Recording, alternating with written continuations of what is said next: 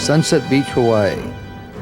I started surfing Hawaii in 1956, along with a group of surf nomads like Bob Shepard, Bill Coleman, Ray Beatty, Mike Keeler, and others.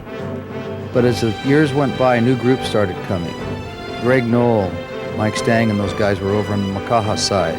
They'd come over to Sunset Beach from time to time and surf with guys like myself, Joy Cabell, Kimo Hollinger, Ray Beatty, Bill Coleman, and the group.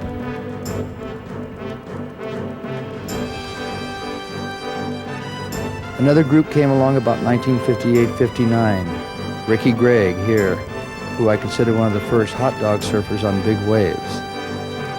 Growing up in Malibu, he had learned his skills of cutting back and playing with the wave and had transferred it to big waves like Sunset Beach. Peter Cole, another one, a graduate of Stanford, came over to teach school at Punahou. And these guys were the ones that I started surfing Sunset Beach with.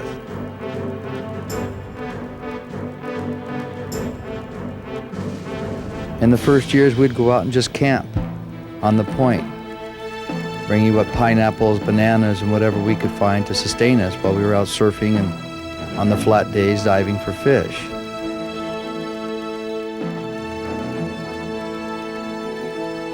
But these guys were the core that surfed the big waves of the North Shore.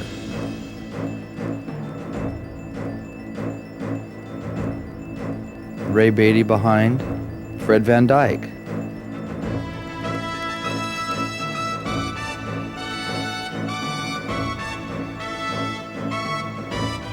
Del Cannon. Peter is one of the mainstays at Sunset Beach. He wore glasses on shore, didn't like to wear his contacts at the time, and so he was kind of always looking for the waves, using the whitewater to judge where he'd be.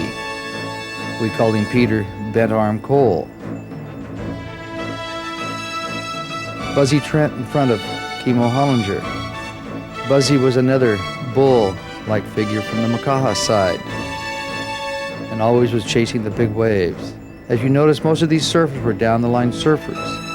In those days, we didn't have 3 fins or even boards that were light enough to make radical direction changes.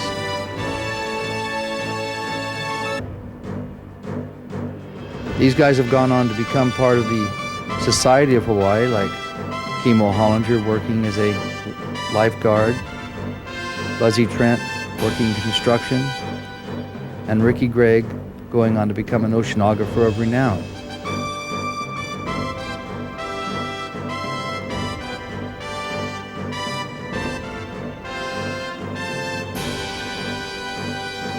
Many people now would look at these guys and call them the original surf bums. We lived in our cars. We didn't have many places to stay on the North Shore. Warren Harlow went on to build a house at Pipeline.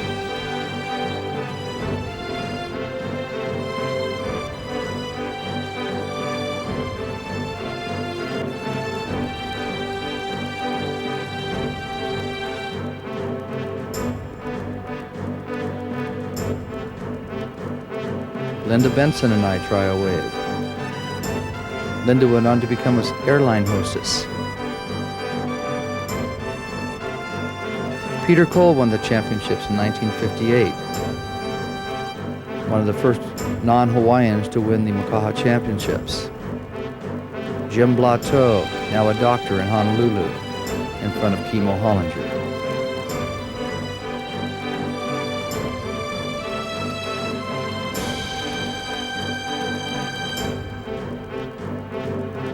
But we had one thread that pulled us all together.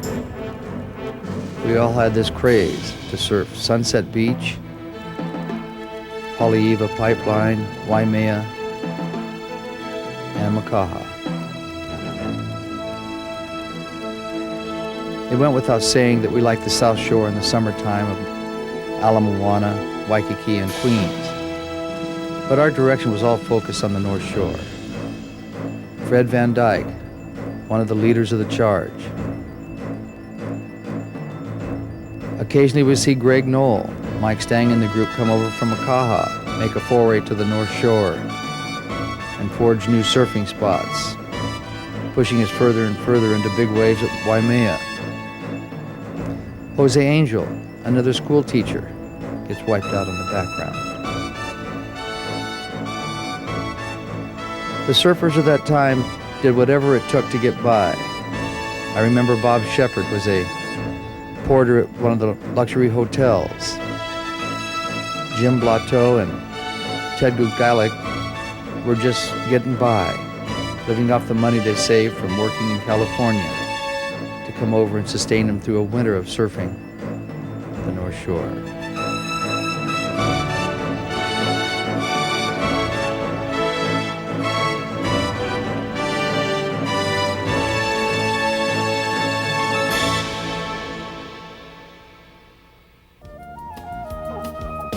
One of the problems of surfing in those days was that you had to repair your boards when they got dings in them. So the guys would run down to McWayne's Marine Supply, get some resin, little catalysts, get some directions on how to do it, because most of us didn't really know how to repair our boards. And there was no shop that you could take them to. So Ted Gugalik and Jim Blateau decided to patch their board, give it a try. First time they've tried it, and they're going to just sort of wing it as they go through. A little resin.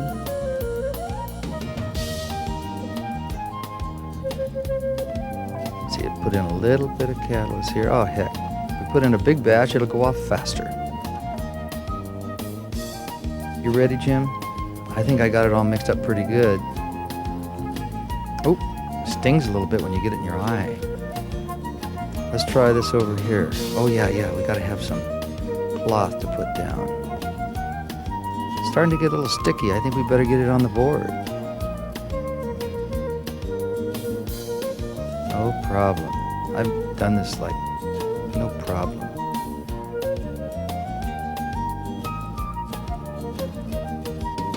What a nice looking job he's doing. It'll go off. All he has to do is sand it down and they'll be surfing in the afternoon. These guys are regular pros. You'd never know it was their first time. Starting to go off, Jim. We better get going.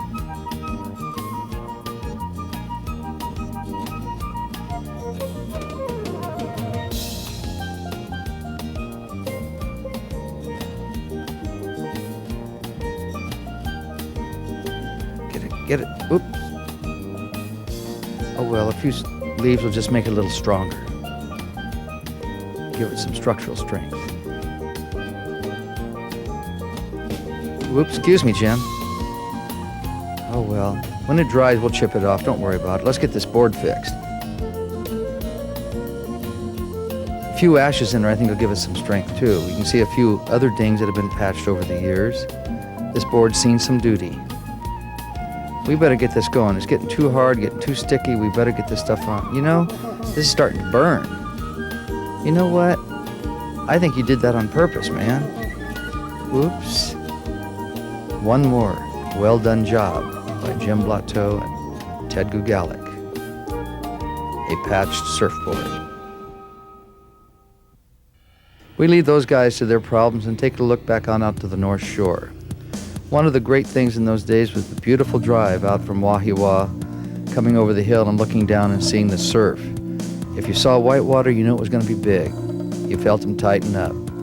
If you didn't see the whitewater, you didn't worry because there was still going to be surf, but it was going to be a little more manageable. Some guys walked out to the surf area.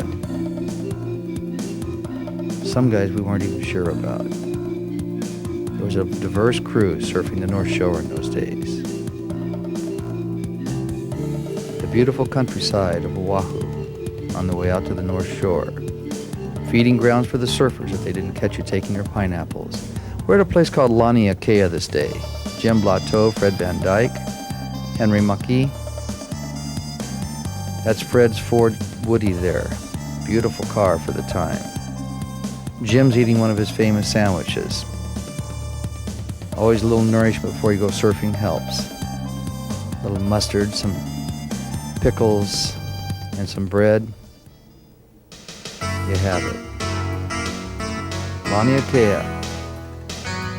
One of the first surf spots you see on the left-hand side after you leave Haleiwa. Ricky Gregg, first off, who I think was one of the first true hot doggers on big waves in the islands.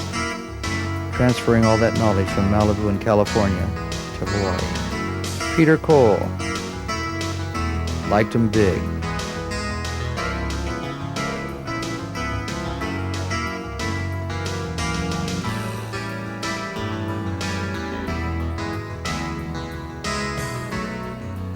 We didn't care if it was overcast or cloudy, windy.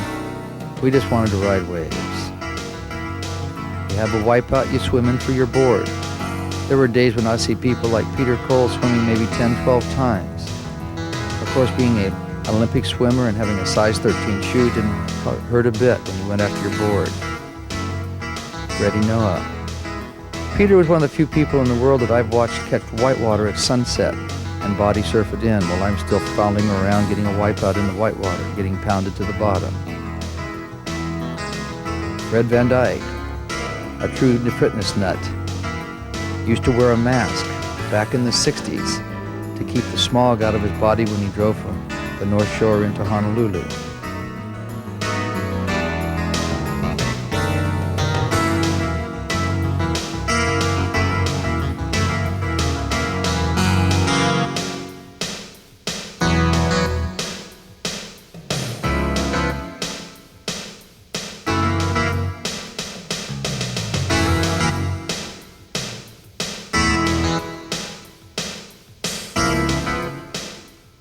Laniakea Cay happens to be one of my favorite spots because of the long wall and fun ride that you'd have. As Joey Cabell shows you how it's done. Occasionally you get a left over towards what is now called Knowles Reef. Later on that day, as the sun was going down, a few of the guys were taking advantage of the low tide. Made it a little more difficult to get across the reef, but once off of the reef, you were out into some deeper water that you could paddle. Get out to the break. Laniakea is different in that you've got to punch through a breaking wall of water just about every time you paddle out. There's no defined riptide that you can go out into like Sunset. So it helps to have a plan. We'd surf some nights until it was so dark you couldn't see. And in those days, there weren't many houses on the North Shore Road that you could look in and get your bearings from, as the lights would come on as night fell. But guys like Kit Horn and the other surfers would be out there to the last minute. Kit Horn's now a real estate man in Southern California, one of the true surf nomads of the time. Every year would bring a different group of surfers over to challenge the North Shore. Guys like Mickey Munoz, Dana Point, Jose Angel, living in Hawaii at this time.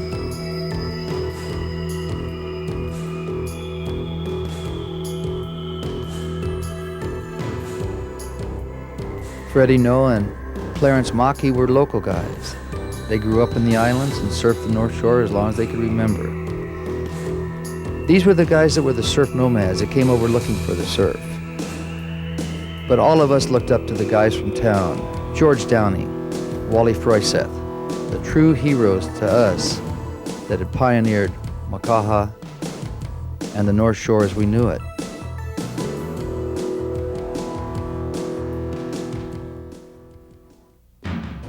Taking a fast drive along the North Shore, we thought we'd drop in at another well-known spot, one we like to camp at and hang at, Haleiwa Beach.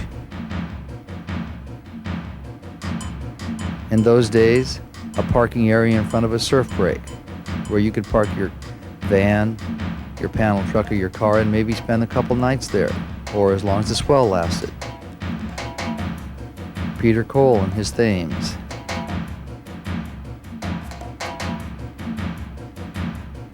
Somebody taking a nap in between the surf sessions. Of course, this car may never go anywhere else again, but that didn't matter. The boys, with one of their surf vehicles, customized for surfboards and easy access to the surf. Lord Blears, another one of the surfers from town and a transplant from California. Jim Blateau, after a heavy morning session in the surf, was thinking about where he'd be if he wasn't surfing Haleiwa. He'd be at a place maybe like Mammoth Lakes, skiing, cold, but making turns. But it was all a little fantasy as the boys talk story and Henry Priest tells Bill Coleman, you know, it's good enough for another go out there.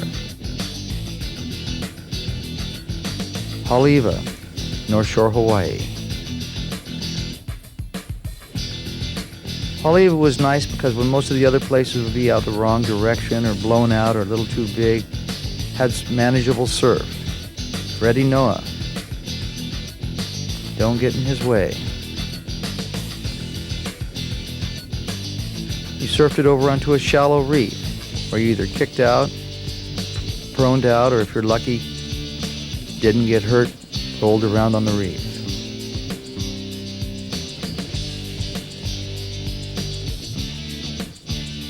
Paul G. Bauer, a young man who grew up in Hawaii and soon transplanted from the South Shore and Waikiki Ala Moana breaks out to the North Shore, like the big ones. Jim Blateau had his board patch behind Peter Cole.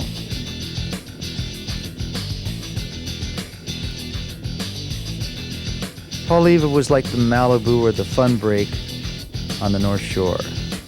Easy to get out to, a nice parking spot, and a lot of your bros hanging around for the day, playing in the surf, and going over the shallow reef. Fred Van Dyke, eccentric in many ways with his bun huggers. It also didn't seem to blow out when the other places would get too bumpy and windy. There was always some fun waves, it seemed, at Haleiwa. One winter, Buffalo built a little surfing shed there. We used it for shade. Bill Coleman waiting for the next go out. Bill's now a fireman. Haleiwa Beach. When there's no surf, it's a good place to go out and look at the bottom and see what you're surfing over. Margie Howe, walking down to take a little dip and cool off. One of the trucks that never were gonna move again. Maybe a house for a surfer 10 years before. Ricky decided to put on his diving gear and come out and take a look and see exactly what was underneath the waves that we were surfing. See what the reef looked like and if there was maybe a little dinner that he could catch out there with his Hawaiian sling. In those days, we didn't have the modern aqualungs of today. His was what we might call a jury rig.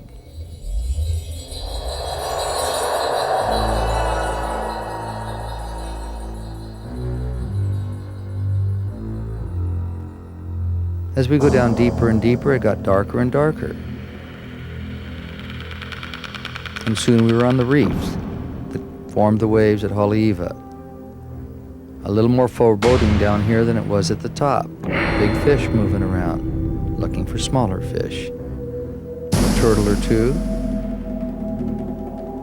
checking out his domain. Maybe you're surfing in his spot. Ricky said it was time to get out. No dinner, but he's okay. Just needs a little rest. The next day we were following some sailors around looking for some surf. There was always one standby that you could always check. If you had a bit of a wave, you had to go check it. Sunset Beach. This day the main group out were the Meade Hall group. Pat Kern, Jim Graham, Cheney and the guys. Jim Graham on the first wave.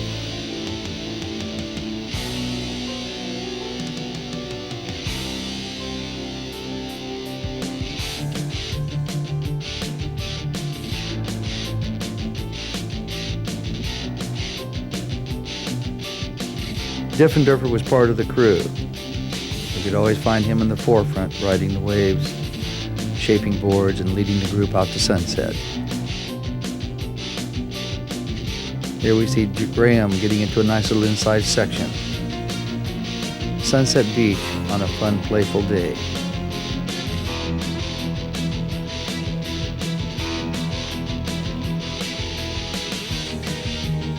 Sunset had many facets. Some days it was big and foreboding.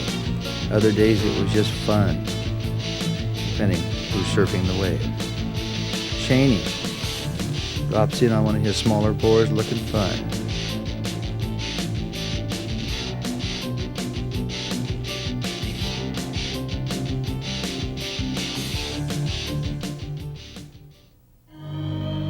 Everybody was taking up surfing in those days.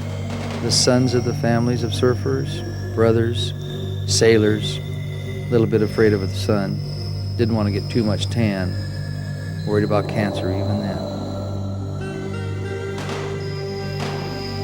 But everybody wanted to surf.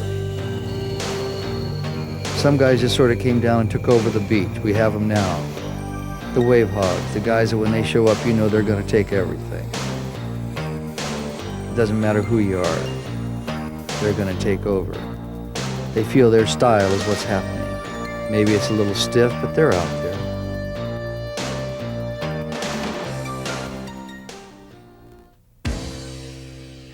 The shore break at Waimea Bay. One of the obstacles that you had to get through before you could even get into the rip to get out into the lineup. Most guys stood on the beach, watching the sets come in, timing it, making sure that they got through this shore break and didn't get whomped on the sand. It was always an experience.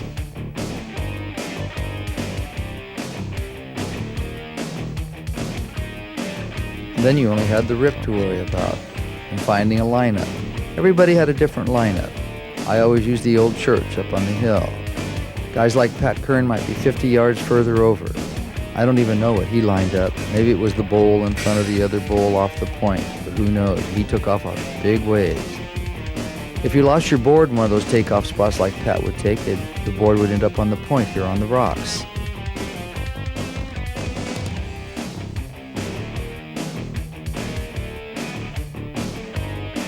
Wipeouts were rampant.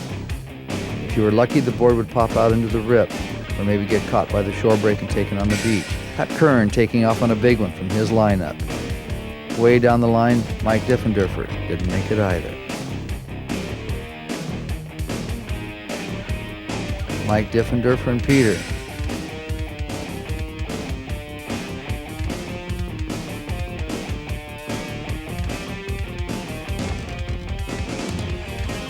During the high tide, we'd make a bouncy wave as you were dropping in.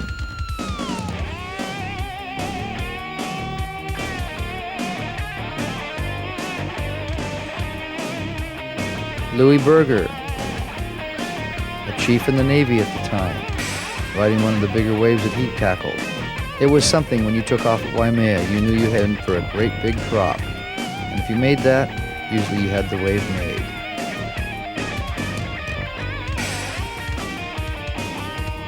Buzzy Trent drops in, behind Mike Diffenderfer and both of them get the washing machine action.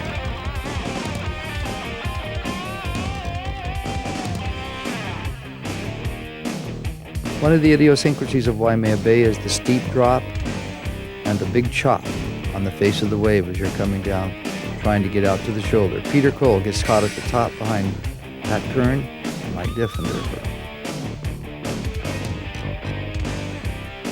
A bad one. And then Jack Webb slides across the top and finally makes a nice set wave. Some aren't so lucky. There's going to be some board repairing going on this afternoon.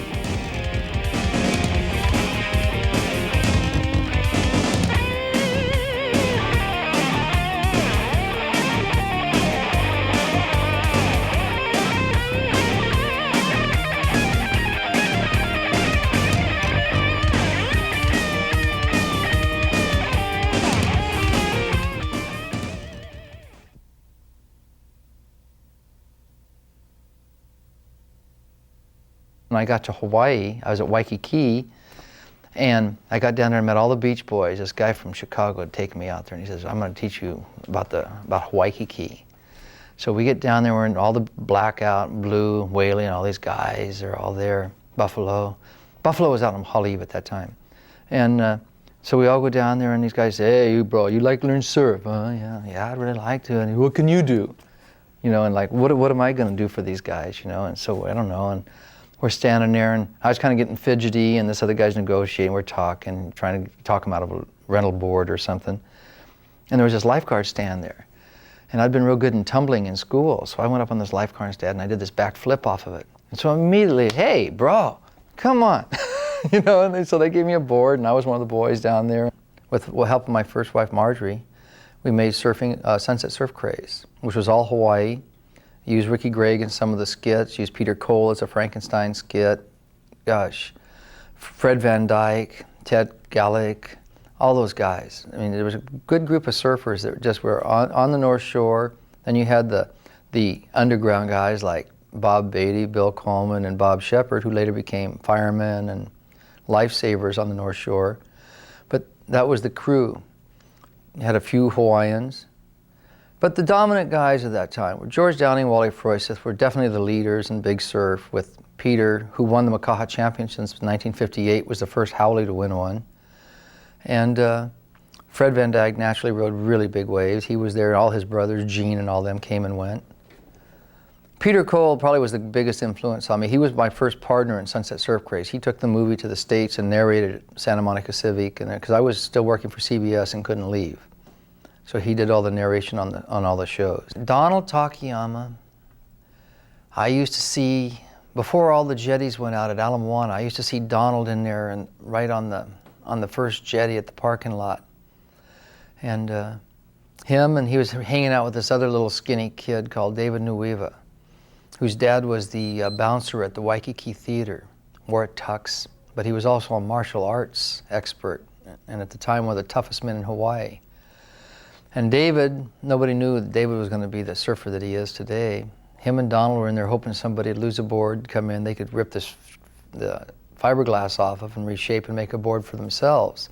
I've always maintained that Donald surfed thin boards because when you rip the fiberglass off a board and reshape it, you end up with a thin board. And I think they were very, they performed really well, but I still maintain that he got that design shape because he was the necessity created that.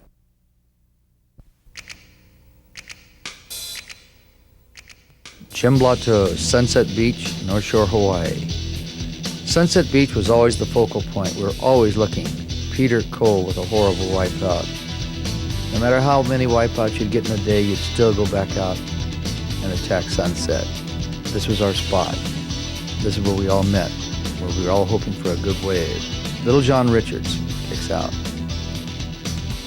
Ricky was always inside. The rest of us might be outside waiting for a set wave, but Ricky liked to hang inside for the hollow, fast waves. He liked that inside reef.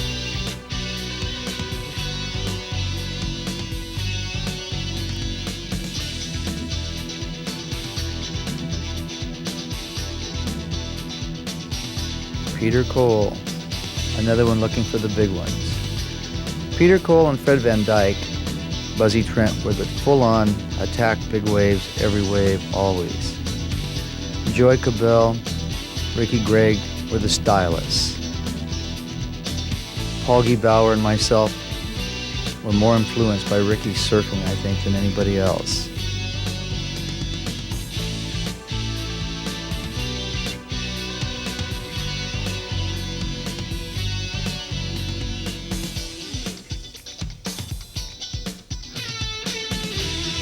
I give it a try, stiff legs and all. Buzzy doesn't quite handle the wipeout with Bill Coleman. Bill powers on through and makes the wave. It could be outside and choppy and the wind blowing hard, but inside Sunset would still have a nice offshore wave with a little bit of bump on the face. None of this ever stopped Ricky. He just kept riding waves.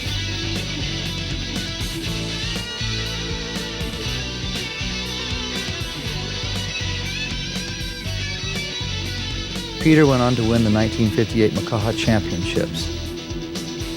He was one of the true stylist surfers. Growing up in the Malibu, surfing in Santa Cruz when he went to Stanford University, Peter was a well-rounded surfer. Timo Hollinger rode all the way up and rode Big Waimea. Paul G. Bauer.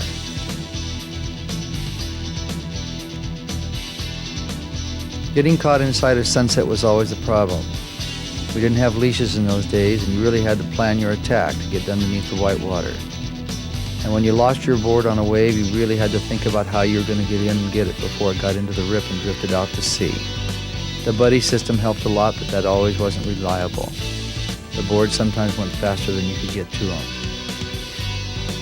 The watermen like Peter Cole and Jose Angel and Ricky were very good swimmers, and they were able to always to get in before their boards got lost, sometimes doing the swim 10, 12 times a day. I drop in behind Jack Webb.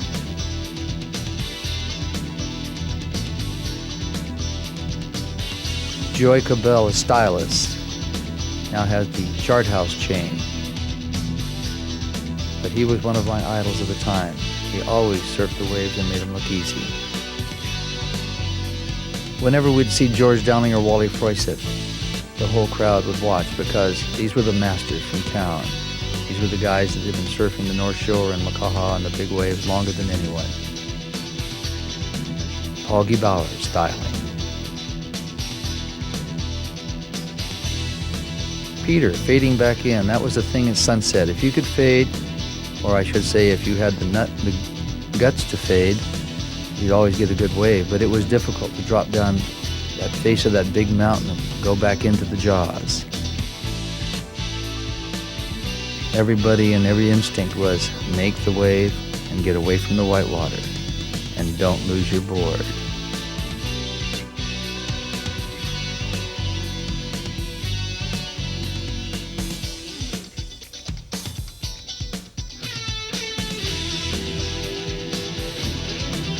Ricky Gregg, styling.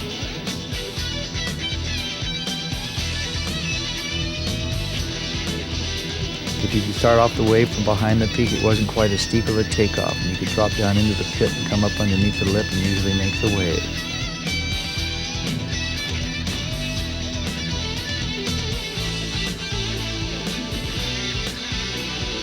It's amazing how things have changed with the leash. Everybody used to paddle out and around the lineup because you didn't want to get caught inside or have to push through the whitewater. With a leash now, people just take off wherever they wipe out, wherever they end their ride, and turn around and start paddling out. They can go under the waves with a duck dive, and if they lose their board, they just keep on going. Not everybody spent all their time surfing, though. Sometimes you had to come to shore and kind of get real. There were other things in life like girls. Always a problem for people like Ted Gugalik. When you've been living in your car for the winter, you sort of gathered a few things. You started accumulating old boxes for beer, old trunks, spare tires, jackets and blankets, mosquito netting, the necessities of life on the North Shore. But if you had a date, you had to clean up your act. Ted Gugalik's cleaning up his act, getting rid of all the accumulated trash. Pay attention to prophecy. This could be a good evening. Time's getting short, better make it. You're gonna keep your date. Gotta make it smell a little better.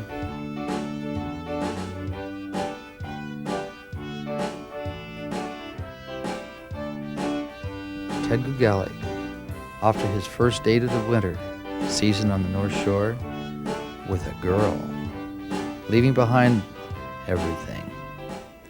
We dropped into a place called Ala Moana, one of the favorite summer spots of the time. Morning crew coming in, the next session going out. A long paddle out, but the wave was well worth it. Raymond Patterson giving us some good music. Pat Kern and the boys from the Mead Hall gang came in from the North Shore to check out the South Shore. Ala Moana was a premier surf spot, but it was owned by one man, Donald Takayama.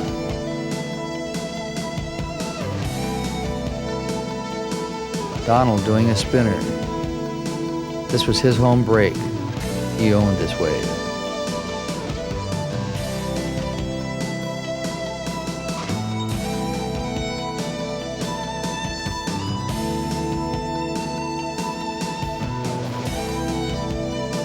It was fun surfing Ala Moana because you had the boats coming in out of the channel from the Alawai. Donald at the time was a young man, just starting his shaping career on surfboards, but he was most well known for riding waves and just ripping them. The whole South Shore was his home, but Ala Moana was his fiefdom.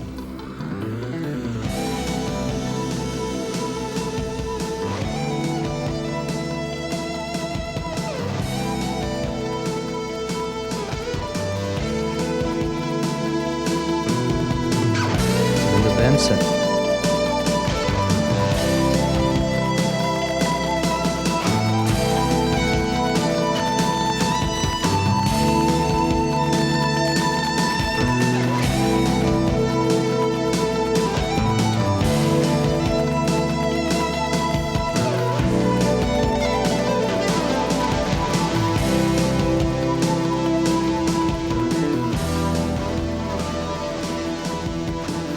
Donald started his shaping career over in the islands by finding boards that had been lost, or people asked him to reshape them for him, so he would rip the glass off of them. Consequently, he always made a very thin board. But as we've gone on and found out, thin boards work well in hollow, fast waves. Donald was ahead of his time.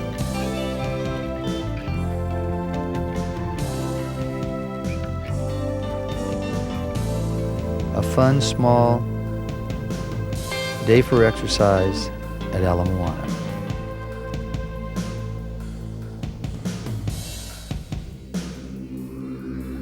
Paul G. Bauer, another South Shore resident, liked playing at Ala Moana.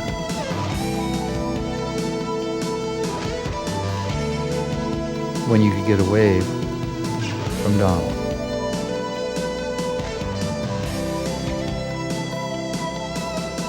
Other locals growing up in the air were Steve Bigler. Peter Cole would come down, give it a try. Warren Harlow. All the guys that were living on the South Shore at the time called Ala Moana their spot. Canoes was already too crowded. Queens was difficult to get away with all the beach boys that ruled there. But at Ala Moana, it was the visiting surfer spot. A fast hollow wave, easy to get out to, easy to park, and a fun wave.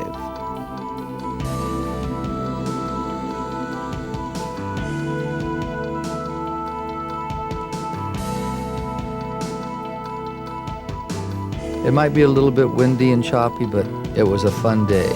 Donald Takayama comes on in, calls it a day after a good surf. Loading up the boards, time to go home. Everybody knows that after a good surf, your mind is in a lot of different areas. Peter Cole, Ted Gugalik and the boys, talking surf story. Did you catch that wave? Yeah, that was a good one. Oh man, what a day. It's time to go. The rain clouds coming down off the Pali.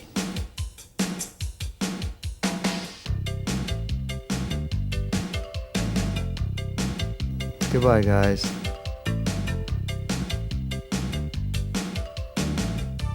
Oops. Back to the drawing board and repatching. We've all done it at least once. But after you've done it, you never forget again. Let's take a drive out to the North Shore again, through the pineapple fields, to a place called Laniakea. Jim Blateau unlimbering his board. In those days, the boards were from 9 foot to 10 foot. Single fin, no straps. Fred Van Dyke takes his fun board off. A nice wider tailed 9.6 for the small waves. Save the 11-footer for the big stuff. Down across the rocks, out across the reef. Laniakea.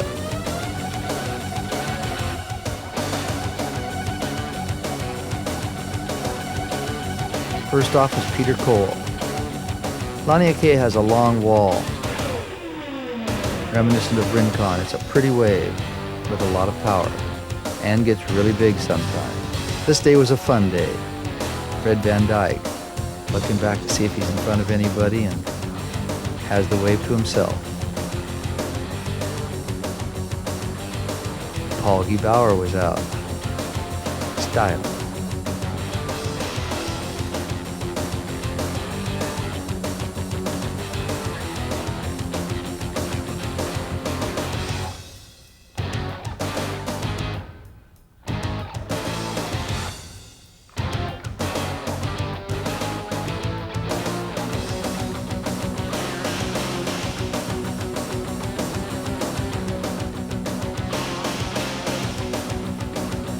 cloud goes over the sky.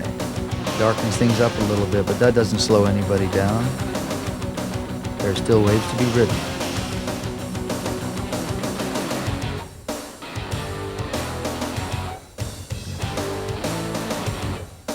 Fred Van Dyke comes in for a break, changes his trunk, and gets ready to go on about his business.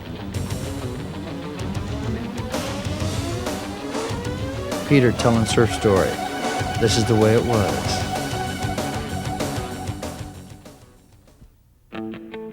Taking another drive to Haleiwa. Lord Blears decides to go out and give it a try, see if it's worth surfing. I gave it a try before I got back behind the camera. Had a rough go. All that time behind the camera wasn't helping.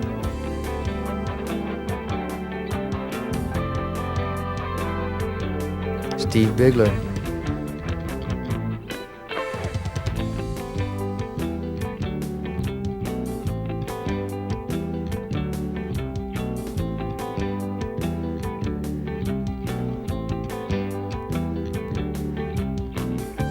I still haven't got my mojo working, but I'm having fun. A little bit of choppy waves, but Haleiwa is good at just about any size, any condition. It's a perfect fun wave. The boys up on the beach, waiting for the crowd to clear. George Downey goes out. When George went in the water, everybody stopped to take a look. This was the master, one of the first to ride big waves. Ricky Gregg fades and then goes left.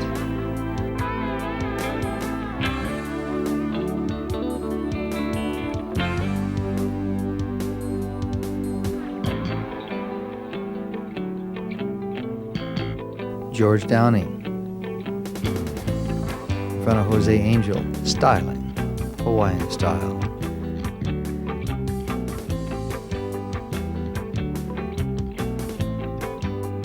Ricky right behind him. As the day progresses, the waves seem to be cleaning up a little bit. George coming in behind Ray Beatty.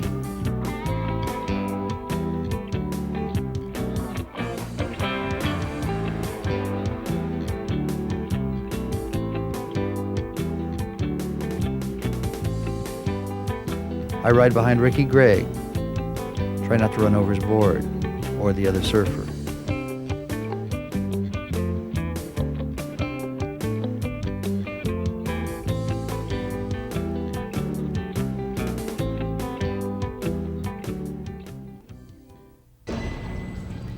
Meanwhile, down the beach, there was some shore break going on at Waimea Bay.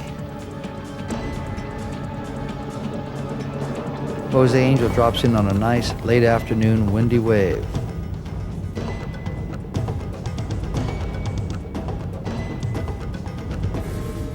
Peter coming in behind another surfer, looking up to make sure he had made this one.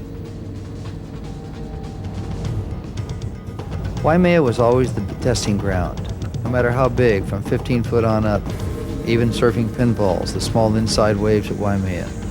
You knew you were riding some serious surf whenever you paddled out at Waimea. You had the rocks, the rip, the shore break, and the big, thick waves.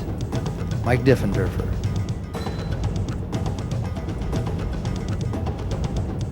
Peter Cole behind Pat Kern.